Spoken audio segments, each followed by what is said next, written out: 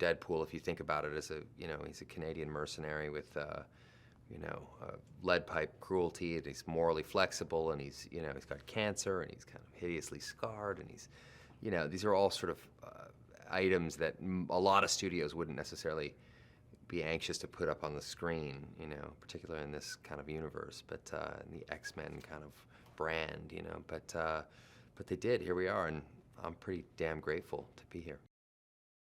Deadpool has kind of like a unlimited pop culture canon at his disposal at any moment, and I think that's what makes him interesting. For me, it's everything that he talks about are elements of things that really affected me as a kid, and some of his sort of sitcom references or song references, or everything right up until present day. So he's kind of at least in the comic book world, a kind of a man of our era.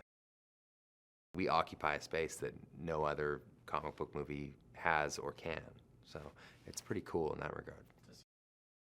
Deadpool, in the iteration that we're putting on screen, is an origin story. It's it's told through the lens of kind of a fractured narrative. So we're jumping forwards and backwards in time, but we meet Wade Wilson as Wade Wilson before he becomes the Merc with the Mouth, before he becomes Deadpool.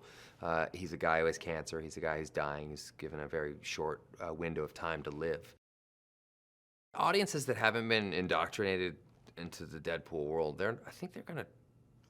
I mean, it's a simple character to kind of figure out quite quickly. I mean, the largest hurdle they'll have is that he breaks the fourth wall.